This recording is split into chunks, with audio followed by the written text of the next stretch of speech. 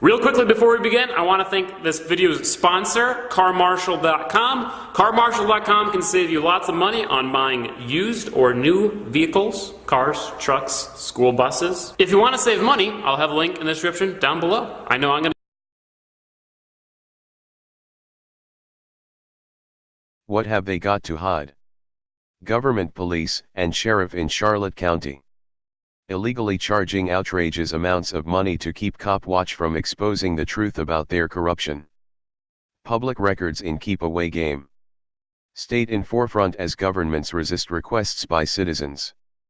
By John Kennedy. J. Kennedy at HeraldTribune.com. Tallahassee: a long-running clash between state water managers and a celebrated environmental activist is heightening tension over aggressive tactics used by Florida governments pushing back against citizens seeking public records. The battle also is putting Florida at the forefront of a rising trend. Instead of turning over requests for records, a growing number of cities, school boards, and other government agencies across the nation are suing people seeking documents, forcing them to decide whether it's worth fighting for their request in court at their own expense. Legislation to outlaw this tactic cleared the Florida House this year, but failed in the Senate. It's a form of harassment, said Frank Lamont, director of the Brechner Center for Freedom of Information, at the University of Florida. People can just seek a public record and find themselves suddenly dragged into court. They weren't expecting that, he added. A fierce fight in Martin County has alarmed many government watchdogs. Maggie Hirschala, a former Martin County commissioner and sister of late U.S. Attorney General Janet Reno, is appealing a $4.4 million judgment against her by a jury earlier this year, which found she used her influence as a conservationist to disparage a mining company's project, sending critical emails to commissioners. The verdict capped a 5-year struggle marked by charges of public records violations involving 2 commissioners and a former commissioner. It also led to an $18 million settlement for the mining company, Lake Point, from Martin County and the South Florida Water Management District.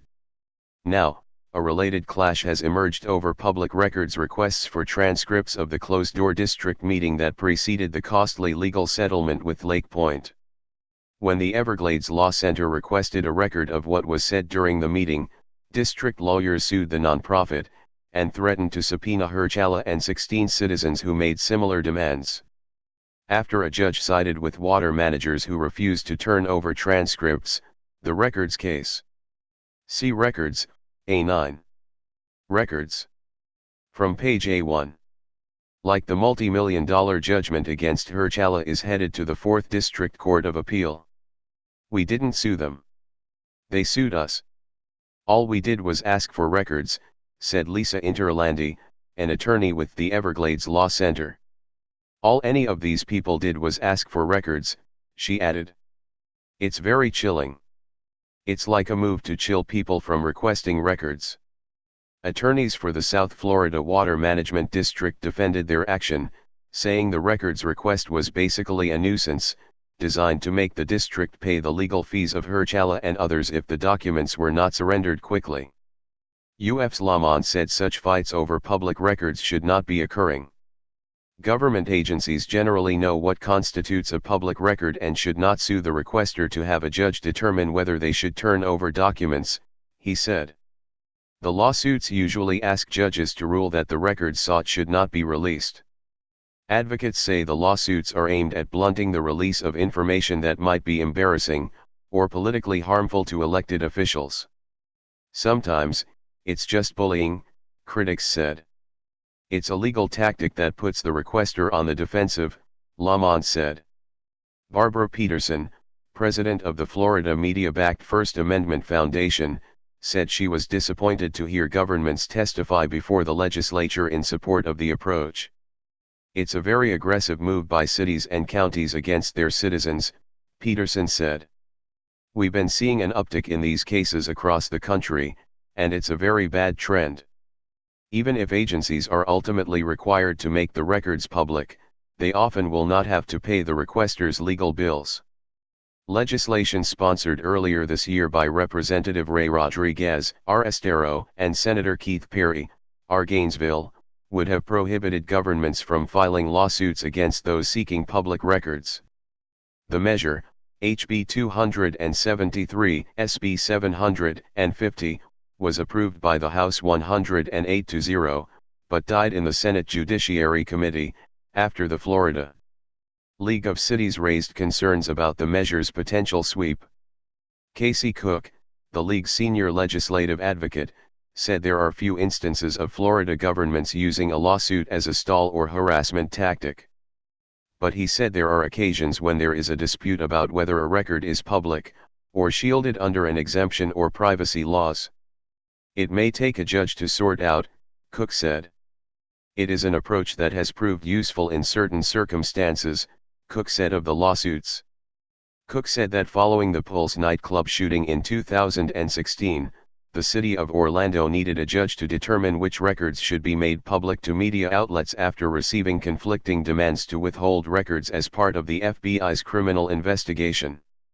While Freedom of Information advocates acknowledge that the lawsuit approach is not frequently deployed, they say its illegal strategy threatens the public's right to know. Among the earliest examples in Florida was a 2009 Hallandale Beach case where a blogger, Mike Butler, was sued by the city when he sought access to Mayor Joy Cooper's email sent from a private server under the subject line Mayor Cooper's Update. Butler wanted a list of recipients for the email, but was denied by a judge who ruled that was not a public document. Butler has since been elected to the Hallandale Beach City Commission. Cooper was suspended by Governor Rick Scott in January on public corruption charges after being caught in an FBI sting. In a separate matter, Cooper also is denying the conclusion of a Broward County Inspector General's report that she violated the state's open government laws by attending 26 meetings that had no public notice. The whole public records law is getting twisted and it's becoming fashionable for cities to sue those seeking records, said Sarasota attorney Andrea Mogensen, who settled in 2008 with the city of Venice following a long open government fight involving deleted emails and secret meetings. Governments are not supposed to be in the business of figuring out how not to disclose, Mogensen said. The government doesn't own these records. The people do.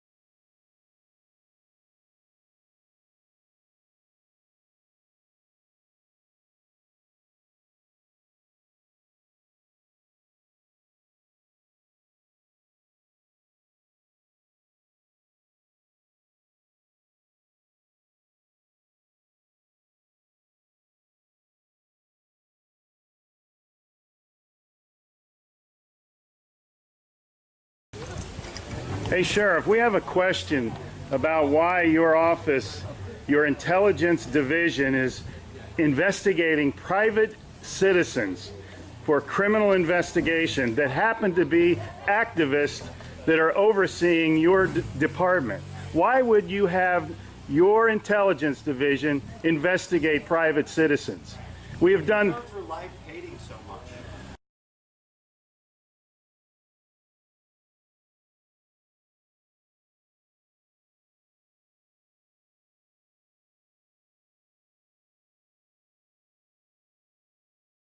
Sir, we don't hate anyone. We love freedom and we love American people.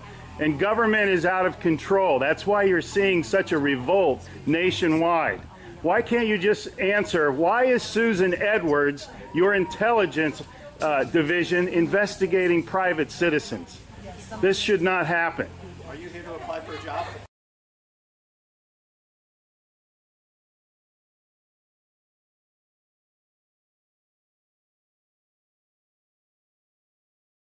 Possibly I might be applying for a job, but that's irrelevant to my question. Why would you ask that question? I'll enjoy the fair. Okay. Excuse me. Excuse you? Excuse me, sir. So those of you that haven't Wow. been on a bike before, we're Sheriff's just getting a little too pushy. is You the work hard for part us, Sheriff. in Just keeping keep that in mind. At one time we respected you, but not with that type of attitude.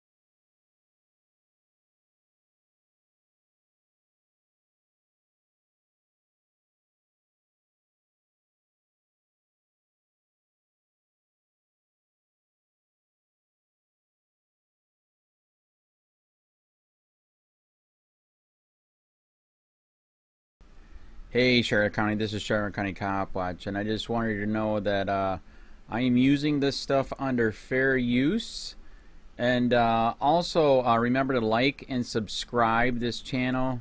Also too, keep in mind I do not make any money on YouTube.